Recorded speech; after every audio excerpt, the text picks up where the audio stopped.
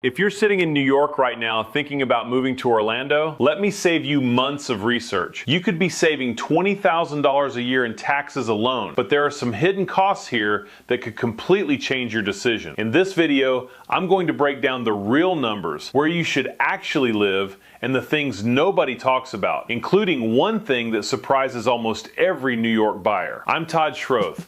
I've been a real estate agent in Central Florida for over 25 years, and my team has closed more than 2,000 homes. Everything I'm about to share is exactly what I tell my clients on the first phone call. So let's start with the number that drives every single conversation I have with New York buyers. Florida has zero state income tax. Zero. In New York, you're paying anywhere from 4% up to 10.9% to the state. And if you're in the city, you're adding another almost 4% on top of that. So if your household income is around $200,000, you're probably sending somewhere between $18,000 and $25,000 a year in taxes. That stops the day you move to Florida. Now I know what you're thinking. What about insurance? What about property taxes?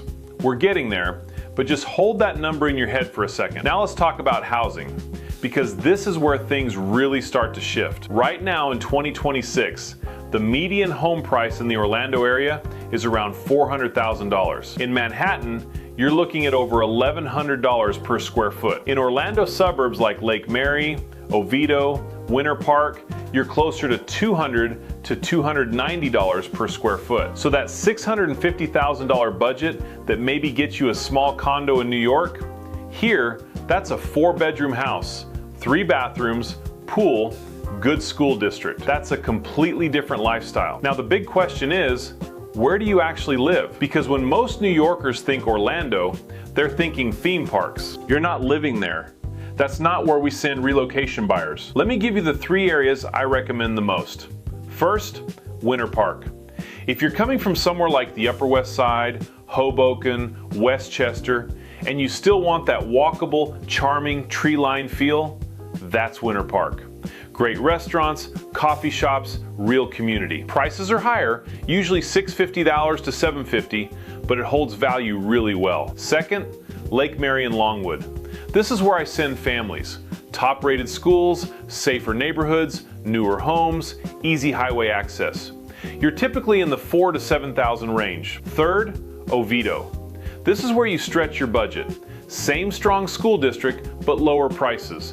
Around $420 to $480. And yeah, there are wild chickens walking around. Sounds weird, everyone asks about it, but people end up loving it. All right, now let's talk about the part most videos skip, the real costs. Because yes, you're saving on taxes, but there are things here that will surprise you if you're not prepared. Number 1, homeowners insurance. This is the biggest shock. On a $500,000 home, you're looking at roughly $3,000 to $5,000 a year.